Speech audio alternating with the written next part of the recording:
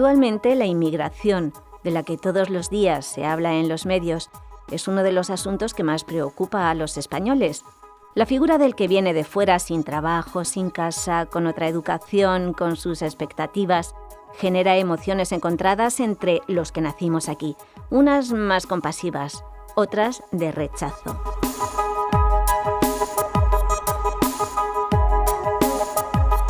Hoy me acompaña en el estudio Juan Manuel Goig, que es catedrático de Derecho Constitucional de la UNED, y vamos a hablar con él de inmigración, de los derechos de los inmigrantes, de la actuación de los gobiernos, de la necesidad que tenemos de recibir a gente de otros países y del problema que conlleva la inmigración descontrolada.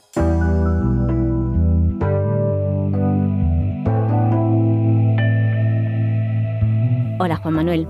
Bienvenido. Hola, buenos días, muchas gracias. ¿Qué tal todo? Todo muy bien y muchas gracias por acogerme, aunque sea en mi casa, y muchas gracias por abordar este tema, que es un tema de mucha actualidad y no siempre adecuadamente bien tratado. En la actualidad se ve la inmigración como un problema. ¿Por qué? ¿Siempre ha sido así? Bueno, la última encuesta del CIS lo que nos está diciendo es que la inmigración, los temas migratorios, los procesos migratorios que estaban en el número 16, 15, 14 de preocupación, se ha convertido en uno de los primeros temas de preocupación para los españoles, y nos viene a decir aproximadamente que el 76% de los españoles lo ven como un problema. Como dato grueso, porque luego si uno lee la encuesta del CIS, cuando uno entra en las tripas de la encuesta, ve que no es así y que los españoles todavía no vemos la inmigración a nivel personal y a nivel individual como un problema. ¿Por qué ha escalado esos puestos? Pues porque la inmigración actualmente se está utilizando como una arma arrojadiza desde el punto de vista político.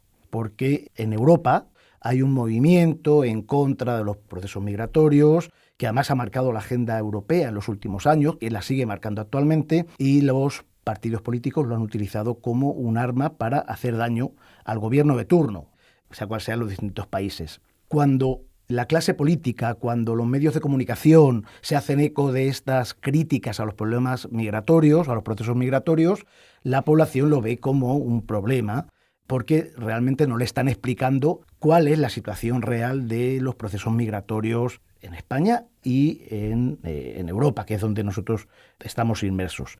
Y además tampoco lo identificamos con una serie de circunstancias que se están produciendo a nivel mundial, de guerras, de invasiones, de enfrentamientos tribales en África, por supuesto de una crisis económica en África terrible, o de una crisis política en Latinoamérica muy importante, que hace que las personas se desplacen de unos países a otros para conseguir unas mejores condiciones de vida.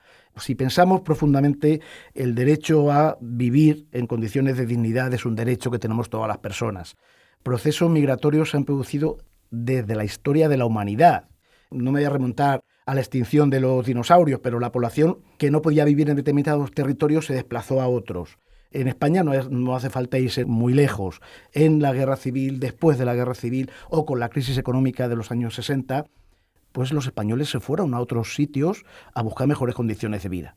Eso hace que cuando uno llega a las tripas de la encuesta del CIS vea que no lo consideramos tal problema. Y luego también es verdad que no todos los inmigrantes o no todos los colectivos son iguales, por lo tanto los observamos de distinta forma. Yo entiendo lo que dices, pero yo sé que tendemos a pensar que cuando a un extranjero se le da un derecho y se le dan posibilidades al mismo tiempo, pues hay quien piensa que a uno mismo se le están quitando esas posibilidades.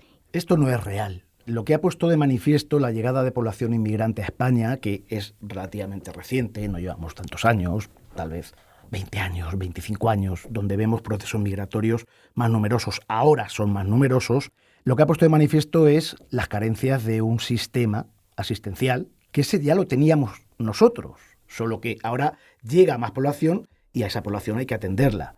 Y lo que ha puesto de manifiesto son carencias. Solamente ha puesto de manifiesto eso.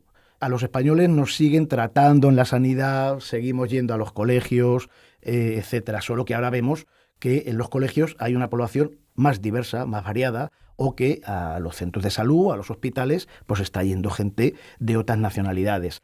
Y también vemos que utilizan nuestros espacios públicos, utilizan nuestras plazas, es muy frecuente aquí en Madrid, en el Retiro, pues ver colectivos de población migrante que sencillamente se unen entre ellos. No es que haya aumentado exponencialmente, es que los vemos a todos juntos. ¿Por qué? Porque ellos tienden a unirse entre ellos. Grupos de bolivianos, etcétera, como los españoles, exactamente igual. Cuando los españoles nos juntamos con nuestros semejantes o similares en España, pero también cuando estamos en el extranjero, porque socialmente y personalmente tendemos a unirnos con los nuestros. Evidentemente, lo que se tenía que haber producido proporcionalmente o paralelamente es una mayor inversión en estos servicios públicos, pero esos problemas existían antes. Había lista de espera hace 1 año, y 2, y 3, y 5, y 10. Y sigue habiendo lista de espera. ¿Por qué? Porque paralelamente a que ha llegado una población inmigrante, también se invierte menos recursos en servicios públicos. Pero no nos quitan derechos para dárselos a ellos. Eso es falaz, es falso, y es uno de los argumentos que están utilizando los partidos que son contrarios a los procesos migratorios. Esta mañana, leyendo yo la prensa, ya estaban hablando que la política migratoria que ha adoptado Meloni en Italia, por ejemplo, en el que desplazan a 16 inmigrantes ahora, 16, está costando al Estado italiano 18.000 euros por cada uno de ellos. Si ese dinero se invirtiera en otros servicios públicos, sencillamente lo que haría era mejorar los servicios públicos y que los servicios públicos tuvieran cabida para todas las personas. Y comparándonos con, por ejemplo, Italia y otros países de Europa, ¿España es un país amable con los inmigrantes, sí o no? Pues yo creo que sí. Cuando hablamos de movimientos, de procesos migratorios y muy numerosos, el miedo que nos da a los que nos dedicamos a estudiar estos ámbitos, tanto desde el punto de vista sociológico, politológico o del punto de vista del derecho, es que se creen movimientos de xenofobia, de xenomiedo, de racismo, etcétera, etcétera. En España todavía no estamos viendo esa situación, y eso que España es un país que, por su localización geográfica, nosotros somos frontera con África. Es decir, es que los africanos tienen que entrar por nosotros o por Italia o por Grecia, etcétera, etcétera, pero todavía no se ven esos movimientos, se ven movimientos muy puntuales y sobre todo cuando se da una información que muchas veces no es correcta, que vincula a inmigración con delincuencia, etcétera, etcétera. Evidentemente hay inmigrantes que son delincuentes como hay españoles que son delincuentes. Eso no se puede negar, pero no va unida una cosa con la otra. Pero sí somos un país, yo creo que todavía amables. Y luego es verdad que tenemos un comportamiento distinto dependiendo de con qué colectivo de inmigrantes. Hemos sido muy amables, por ejemplo, recibiendo a ucranianos. Perfecto, muy bien. ¿Por qué? Porque están huyendo de su país. Y aunque no es Unión Europea, están muy cerca de Europa. Somos bastante amables con la población latinoamericana, precisamente porque tenemos unos vínculos históricos, sociales, culturales, y dentro de esta población con alguna específica. Venezuela, por ejemplo. Sí. ¿Por qué? Pues porque estamos viendo una situación política determinada. Pero también, por ejemplo, con un sector de la población subsahariana, porque Marruecos y España han tenido unos lazos que son los que han tenido toda la vida. Entonces los vemos como algo más parecido. Porque luego depende mucho también, por ejemplo, de cuál es la diferencia cultural o religiosa entre una población inmigrante y otra. Cuando el inmigrante que viene habla castellano, habla español, es blanquito, y perdón por la expresión, pero es blanquito, y es católico. Claro, es que la relación nos gusta más. Claro, y le tenemos más prevención cuando lo vemos que es de color o que es negro o que es musulmán. Bueno, pues no, se trata de articular los mecanismos necesarios para que haya una convivencia, sobre todo teniendo en cuenta que España es un Estado social y democrático de derecho, que nosotros somos una democracia. Y como democracia tenemos que tener en cuenta y respetar la diversidad. Juan Manuel, ¿qué está pasando en Europa y cómo nos afecta a los españoles? Bueno, pues Europa actualmente, teniendo en cuenta que en Estados Unidos hay una política migratoria muy limitadora y que Europa es el gran continente que se está desarrollando económicamente o que no ha caído en una crisis tan profunda como otros sitios, y luego la cercanía de muchos países, Europa se está convirtiendo en territorialmente una zona que recibe mucha población inmigrante. Afortunadamente, porque paralelamente somos la población más envejecida, no hay recambio en la pirámide poblacional, y yo no quiero decir solo con esto que la inmigración se vea solamente como recambio de la población, pero también hay que tenerlo en cuenta. Y está llegando mucha gente a Europa. La reacción de Europa ha sido regular. Yo soy crítico con la reacción de Europa, teniendo en cuenta además que la población migrante entra principalmente a través de España, a través de Italia y a través de Grecia, porque es la frontera natural. Por el norte no entra. Pero bueno, en cualquier caso, la política migratoria es una política comunitaria, es una política de la Unión Europea, donde los estados tienen que abstenerse de hacer políticas propias. Y sin embargo estamos viendo cómo cada vez más los estados están haciendo políticas propias, no quieren renunciar al control de los procesos migratorios, que en frontera corresponde a los estados, pero que una vez que entran es una política migratoria, y no tenemos que olvidar que mucha de la población migrante que entra por España no se queda en España. Su interés es llegar a Francia, a Alemania, al Reino Unido cuando era Unión Europea, ahora ya no, y ahora mismo hay una relación de extranjería con el Reino Unido, etcétera. Cuando tú decías que España es un país amable, bueno, pues todavía es un país amable para la población migrante. Hemos visto reacciones terribles. Estamos viendo actualmente cómo Meloni ha externacionalizado la población migrante que rescata. Bueno, eso habla mal de un Estado social y democrático de derecho. Pero la Unión Europea en general también ha externalizado, y ahora la presidenta del Consejo está pidiendo que lo tengamos en cuenta. Se firmó un tratado con Turquía para que la población inmigrante se quedara en Turquía, que le ha costado muchísimos millones de euros a la Unión Europea y que además deja a la población migrante, que es una población muy vulnerable, en un Estado como Turquía, cuyos estándares democráticos o no son similares a los de Europa. Y ahora estamos viendo cómo incluso Polonia está pidiendo, por ejemplo, salirse del sistema de reparto de personas que solicitan asilo o refugio, y luego hemos visto que el grupo de estados de la antigua Unión Soviética está exigiendo unos criterios para la población inmigrante y para conceder asilo y refugio excepcionales. Se han hecho vallas como la de Estados Unidos, se ha tipificado como delito países del grupo de Visegrado, se ha tipificado como delito la inmigración irregular. Eso no es un delito, es una situación administrativa que no está regularizada. Llegamos a ver, cuando Reino Unido aún formaba parte de la Unión Europea, en Cardiff y en otras zonas del Reino Unido, cómo se ponían símbolos en las puertas de las personas inmigrantes. ¿Pero eso cuándo? Eso hace 3 y 4 años, no hace tanto. Eso a mí me recuerda a cuando en Alemania señalaban y ponían estrellas de David en las puertas de los judíos. Es decir, no estamos reaccionando adecuadamente. La Unión Europea es un Estado de derecho, pero es un Estado de derechos. Pero es que además no nos damos cuenta de que la Unión Europea, la propia Unión Europea nos está diciendo que la Unión Europea necesita más de 100 millones de inmigrantes para que los estados puedan seguir funcionando. Entonces todo es contradictorio. Entonces es contradictorio, claro, porque se habla de la inmigración de manera incorrecta. La inmigración, evidentemente, hay que regularla, por supuesto, hay que regularizarla. Los inmigrantes tienen que entrar en situaciones adecuadas, cumpliendo las normas, pero eso es la situación ideal, y la mayoría no entran así. Pero incluso en esas circunstancias hay que darles un trato de acuerdo con un Estado de Derecho. Actualmente, y eso nos lo da como datos el Banco Central Europeo, el Banco de España, el Banco de Francia, etcétera, la mayor parte de la población inmigrante es una población que está cotizando, que compra o alquila vivienda, bueno, cuando le dejan, que ese es un problema serio que tienen, que está trabajando y que está pagando impuestos y que está yendo a comprar y que está yendo. Eso supone un beneficio económico para el Estado, pero además están ocupando puestos de trabajo que no quiere hacer ningún nacional de los países de la Unión Europea.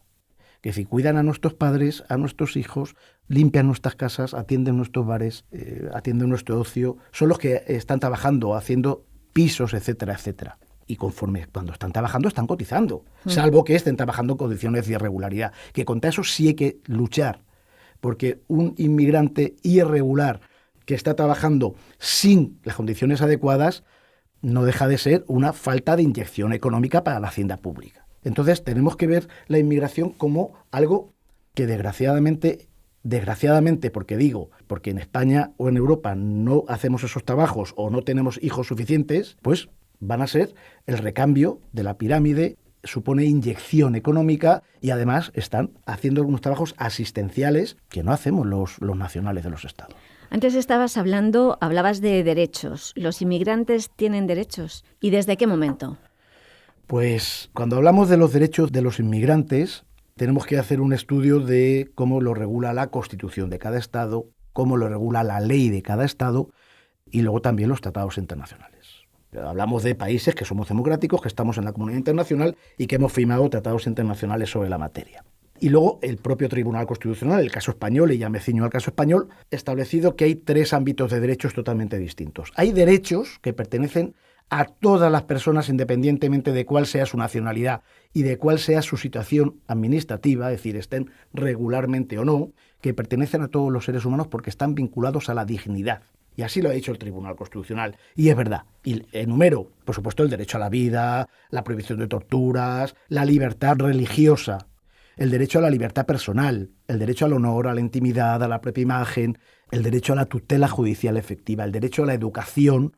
Esos son derechos que pertenecen por igual a todas las personas que están viviendo en España. O por sea igual. Que yo de repente vengo de África y piso España y yo ya tengo esos derechos. Esos derechos ya lo tiene. Y si además viene con menores, por supuesto, vale. Los menores tienen educación, derecho a la educación, sea cual sea la condición en la que uno entra, mientras que sea obligatoria. Es que en España la educación obligatoria es hasta los 16 años. Es más, es una obligación para el Estado español proporcionarles educación. Es una obligación. Desde el momento que entran y se empadronan, los inmigrantes lo primero que hacen cuando entran a España es empadronarse. ¿Ah, sí? Sí, porque tienen que estar empadronados, así lo dice la ley. Tienen derecho a la educación, los menores, hasta la educación obligatoria, y a la asistencia sanitaria.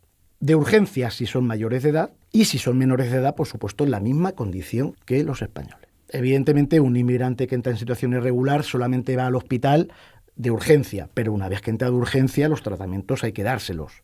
A mí me dolería mucho que el Estado español dejara en la puerta de un hospital a alguien que viene con una enfermedad grave o una enfermedad que tiene que ser tratada ahí. Por supuesto, las mujeres que vienen embarazadas, ellas tienen derecho a la asistencia total y permanente en protección del ser humano que llevan, del ser que llevan dentro.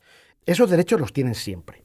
Luego hay derechos que no tienen. En la Constitución dice que los extranjeros podrán ejercer los derechos políticos, tendrán derecho a votar en España cuando se reconozca en virtud de criterios de reciprocidad y solamente en las elecciones municipales. Es decir, un argentino que esté viviendo en España podrá votar en las elecciones municipales siempre que un español que está viviendo en Argentina tenga derecho a votar en las elecciones municipales.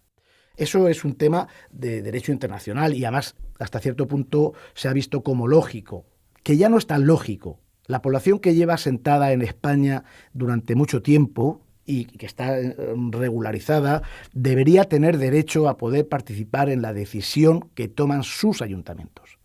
Eso sería lo lógico. Es decir, un argentino que esté viviendo en España, 10 años, está empadronado en Madrid, debería poder votar al menos en las elecciones municipales, porque el ayuntamiento está adoptando una serie de decisiones que le afectan a su vida. Pero bueno, el derecho internacional dice lo que dice. Por supuesto, no los ciudadanos comunitarios, porque los ciudadanos de la Unión Europea tienen derecho a participar desde el principio en las elecciones municipales y las elecciones al Parlamento Europeo. Y luego hay derechos que tienen o no dependiendo de lo que diga la ley.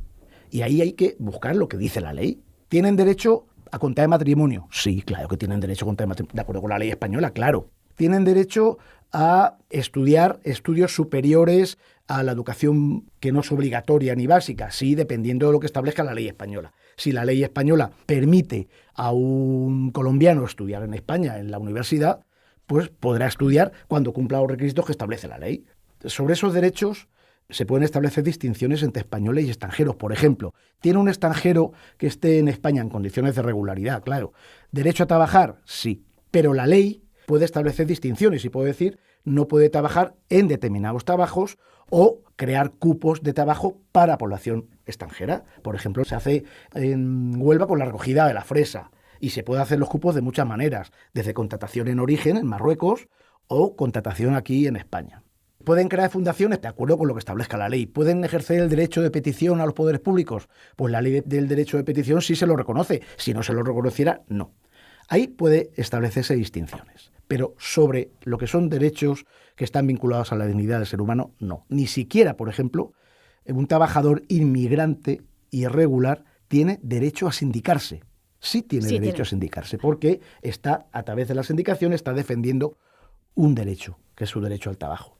Evidentemente, muchas veces no ejercen estos derechos porque en el momento que hacen una reclamación ponen de manifiesto que están en situación de irregularidad. Y claro, eso les puede acarrear un auténtico problema. Y luego tampoco nos podemos olvidar que tienen deberes y están sometidos a la ley española y por lo tanto hay determinados elementos o determinadas creencias vinculadas a su religión o a su ideología, etcétera, que en España no se puede practicar. No se admite la poligamia en España. Un extranjero que esté en España y que esté casado con 20 mujeres, solamente la legislación española solamente reconoce a una de ellas. Ya no hablamos de la mutilación genital y todo eso está prohibido, pero es más, no es que esté prohibido hacerlo en España, es que las autoridades españolas, cuando son conscientes de que algún extranjero, algún inmigrante que está en España va a su país con niñas menores y pueda tener la sospecha de que le van a practicar la mutilación genital, no les autorizan la salida a los menores. Porque las autoridades españolas tienen que proteger a los menores, sea de la nacionalidad que sean. Pero estamos tan atentos. Sí. Hombre, sobre todo en zonas donde hay muchas grandes poblaciones de colectivos musulmanes y las propias madres, cuando van a su país, los ponen en conocimiento o tienen sospecha y se lo dicen a alguien en el colegio o al médico o lo que sea. Inmediatamente se inicia un protocolo para evitar que esa menor salga. Y si se produjera, cuando vuelven los padres, eso es un delito. Y por lo tanto se les abrirá un procedimiento judicial y van a la cárcel, les quitan la tutela de los menores, etcétera, etcétera. ¿Cuáles son las diferencias entre las personas que de forma ilegal vienen de los países que pertenecen a la Unión Europea y los que no? Partimos de un concepto que no es adecuado, no es correcto, es equívoco.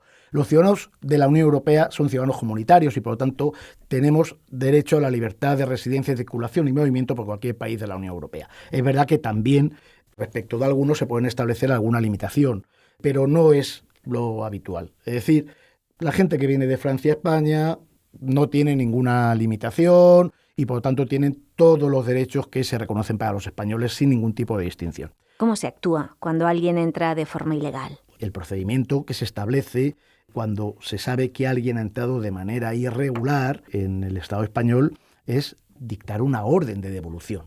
Y se ingresa en un centro de inmigrantes, un CIE, un CETI, etcétera, etcétera, que dependiendo de la amplitud pues se llaman de una manera o de otra. Es verdad que ahora mismo estamos viendo, por ejemplo, son las noticias que nos llegan de Canarias o de Melilla, donde los centros de menores no acompañados pues están saturados, etcétera, etcétera.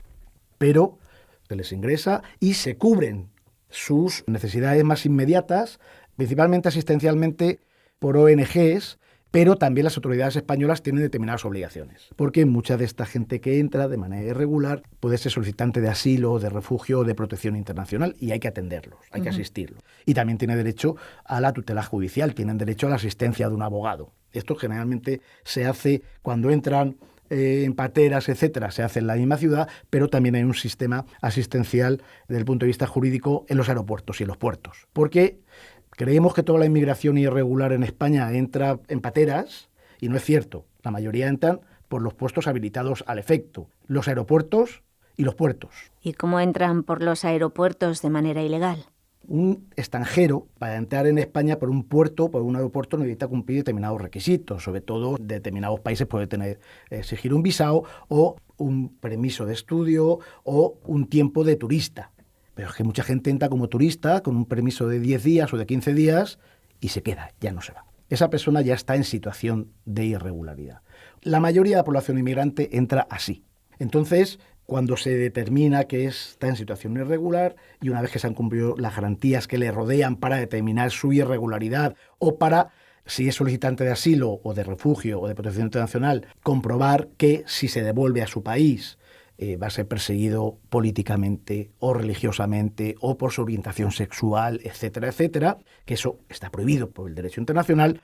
Cuando se observa la irregularidad se le da una orden de expulsión o se procede a la devolución, pero no se puede devolver a todos, porque para que tú devuelvas a la población inmigrante a su país de origen, el país de origen los tiene que aceptar y muchos países no lo aceptan. Por eso el Estado español firma convenios de devolución con países sobre todo subsaharianos, Senegal, Mali, etcétera, etcétera. Pero no aceptan a sus propios ciudadanos. No aceptan a sus propios ciudadanos. ¿Por qué? Pues porque son una fuente importante de remesas para sus países. La población senegalesa que está viviendo en España y que está trabajando en España, aunque sea en situación de irregularidad, está mandando permanentemente euros a su país de origen, a sus familiares. Y esta gente que recibe los euros compra, se construye viviendas, se compra un coche para hacer un taxi, etcétera, etcétera. Es un dinero que está circulando. Es lo que pasaba en España cuando, después de la crisis, los españoles que se fueron a Alemania, a Suiza, etcétera, o a Francia, enviaban dinero a España. Y eso son divisas que están circulando permanentemente y que además se gastan en el país de origen. Muchas veces ellos, sobre todo cuando entran en pateras, o bueno, incluso cuando entran también por sitios habilitados, lo que hacen es romper su documentación para que no se sepa de qué país son. Pero cuando se sabe de qué país son, es decir, que nosotros tenemos unos servicios policiales que funcionan muy bien y que saben perfectamente dónde son, si el país no los recibe, ¿qué hacemos con ellos? No los vamos a dejar en alta mar. No lo podemos. Es decir, un país tiene que tratar de manera adecuada a la población, aunque sea en situación irregular, que no puede devolver. Cuando se puede devolver, se devuelve. Esa es una noticia que no oímos en las noticias, ni a nuestros políticos. Pero en España se devuelven más de los que entran, porque se devuelven. España tiene firmado una cantidad enorme de tratados de devolución con todos los países subsaharianos, etcétera, etcétera. Yo pensaba que no se podía. Sí, se puede. La mayoría se devuelven. Y de hecho, hay aviones llenos. No están los que dicen los medios. También es verdad que cuando no se pueden devolver, en los centros de internamiento de inmigrantes solamente pueden estar un tiempo determinado. Cuando se les ha pasado ese tiempo, pues les dan su papel de expulsión, lo sacan a la calle y entonces viven en España. Pero también es verdad que entre ellos, la mayoría, han creado unas redes sociales muy importantes a nivel nacional y a nivel local, y por eso es frecuente ver que la mayoría de una determinada nacionalidad viven en una determinada zona porque, bueno, pues tienen un primo, tienen un hermano, tienen una madre y van viviendo entre ellos. Que eso también tenemos que hacérnoslo ver un poquito porque se produce lo que se llama la guetización de la población inmigrante. ¿Cómo se podría gestionar y mejorar este tema de la inmigración? En España, esto que yo voy a decir lo habrán oído todos los oyentes porque es algo recurrente. Lo que hace falta es una política de Estado en materia migratoria, pero igual que hace falta en materia educativa, en materia asistencial, etcétera.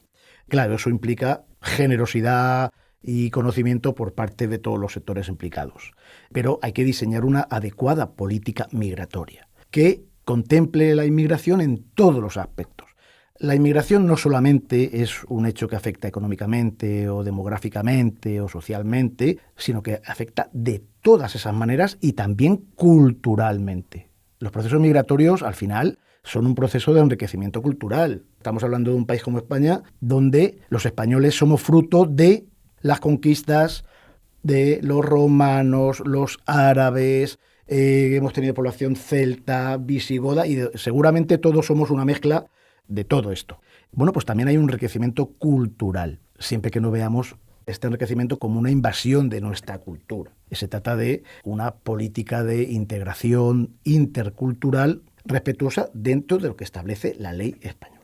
Vivimos en un país que nuestra Constitución dice que es un Estado aconfesional, que dice que no hay ninguna religión oficial, por lo tanto la gente tiene derecho a practicar la religión que quiera o a no practicar ninguna. Pero precisamente lo que se trata es de dar una política que vaya educando a la sociedad en esa riqueza de valores, de principios. La libertad religiosa es un derecho fundamental en una democracia, la libertad ideológica, etcétera, etcétera. Pero claro, eso exige decisiones políticas importantes, decisiones educativas importantes. Y luego que cuando se haga ese diseño de una política migratoria, pues hay que tener en cuenta muchos factores. En primer lugar, ¿qué población inmigrante puede asumir un Estado? Es decir, no podemos asumir cualquier volumen de migración. Bueno, pues España somos una población de españoles en torno a los 44 millones. Actualmente hay gente que puede pensar que tenemos una población migrante inmensa, pero tenemos una población migrante en torno entre el 9 y el 11% solamente, en torno a los 4 millones. Hay países de la Unión Europea que tienen una población migrante muy superior. Francia, Alemania, Reino Unido cuando formaba parte de la Unión Europea. Y hay países donde conviven adecuadamente. También es verdad que hay estados como Alemania, por ejemplo, que reciben mucha población migrante, pero reciben a los mejor formados. Claro, es que es muy fácil aceptar a población migrante que vienen de sus países y que son ingenieros, médicos, enfermeras o que han hecho trabajos cualificados. Nosotros tenemos de todo, cualificación y no cualificación. Pero también es verdad que vienen a España y hacen el trabajo del campo, etcétera, etcétera, que no exige una cualificación determinada. Y luego también tratar de manera distinta qué población migrante vamos a recibir. No es igual la integración de inmigrantes que hablan nuestro idioma y practican nuestra religión y tienen nuestra cultura que aquellos que son diametralmente distintos culturalmente. Bueno, pues hay que adoptar políticas migratorias distintas para cada uno de ellos, teniendo en cuenta que en España, los últimos datos que nos ha dado el Banco de España y la OCDE, etcétera, etcétera, hasta el año 2050 se necesitarán 14 millones de extranjeros para que el sistema sanitario, educativo y asistencial sea sostenible. Todavía tenemos pocos inmigrantes. Necesitamos recibir a mucha más población migrante. Juan Manuel, ¿pero es posible parar la inmigración descontrolada? No es posible. No es posible evitar que la gente huya de sus países, huyendo de una guerra, huyendo de persecuciones políticas, religiosas, sexuales, que también se nos olvida esa parte siempre, pero hay mucho perseguido sexual, por su orientación sexual. Claro, estos vienen a países como España, donde en ese ámbito somos muy tolerantes. Somos muy tolerantes como debe de ser. Ahora hay otro tipo de desplazados, que son los medioambientales. Todo el cambio climático está dando lugar a que haya o grandes sequías en países africanos o grandes inundaciones. Esas personas tienen que ir a algún lado. También es verdad que hay procesos de regularización cada cierto tiempo, porque si hay población que no se puede expulsar, pues habrá que regularizarla de alguna manera, porque una vez que están regularizados tienen mayor acceso a todos los servicios públicos. También se habla de políticas de desarrollo en los países de origen para evitar que vengan aquí. Pero también es verdad que muchas veces el que los estados inviertan en países del tercer mundo hace que ese dinero no les llegue a la población y lo que se queda es en manos de los dirigentes. Y decía que hay que adoptar medidas también de arraigo. En España hay medidas de arraigo educativo, laboral y también social. Personas que tienen arraigo en España durante mucho tiempo, aunque estén en situación de irregularidad, y que tienen aquí hijos y que se van a quedar en este país. Es verdad que son regularizaciones encubiertas, pero también ayuda a que ellos estén en unas condiciones adecuadas, porque una persona que está irregular tiene problemas para trabajar, da lugar a explotación, a trata de seres humanos, tienen problemas para encontrar pisos de alquiler. Es verdad que en España ya tenemos problemas para encontrar pisos de alquiler todos, pero ellos tienen muchas más limitaciones, porque no pueden presentar un contrato, porque no pueden presentar, y luego se dan situaciones de explotación. La inmigración irregular, y esto que voy a decir creo que no es ninguna sorpresa, produce un enriquecimiento económico a las personas que se aprovechan de ellos, los empleadores que los están empleando en situación de irregularidad. Es un círculo vicioso. Tú tienes 1, 3 o 10 trabajadores o 100 o 1000 trabajadores irregulares, no cotizas por ellos, no estás pagando impuestos y ellos están en condiciones de vulnerabilidad. Hay mucha trata de seres humanos en relación con los procesos migratorios. Ya solo te voy a hacer 2 preguntas más. La penúltima es, ¿cómo crees que evolucionará la inmigración en el futuro? Pues a mí me gustaría ser optimista. Me gustaría pensar que los estados se van a ir desarrollando, que vamos a entender alguna vez que los estados más avanzados democráticamente y económicamente necesitamos población migrante, que se va a invertir mucho más en servicios públicos y que no vamos a ver al inmigrante como alguien que viene a quitarnos nuestros derechos, que no es así, etcétera. Pero no tengo mucha esperanza. Se han dado grandes pasos desde el punto de vista normativo en la regulación de la inmigración y de los derechos de inmigrantes. Hay un pacto migratorio en Naciones Unidas, hay un pacto migratorio en Europa, pero estamos viendo que no se lleva a cabo. Bueno, ya digo que me gustaría ser optimista, pero creo que no, porque desplazamientos se van a seguir produciendo. Yo creo que además cada vez se van a producir más desplazamientos y vamos a ver, ya hemos empezado a verlo, cómo vamos a externalizar todo el proceso migratorio. Ya lo hemos visto en Alemania, en Albania. No nos olvidemos del Reino Unido, que no es Unión Europea, pero es un país de Europa, que ha construido un barco gigantesco para sacarlos. Y el problema es que los llevamos a países que lo único que quieren es recibir dinero, pero que el trato que le van a dar, más vejatorio todavía. Yo muchas veces me planteo, cuando uno conoce a cierta población migrante, etcétera, y vemos cómo en algunas circunstancias, qué condiciones tienen para vivir en España y están contentos, cuáles serán las situaciones de las que vienen huyendo, porque los vemos que se conforman y no todos viven en las mejores condiciones.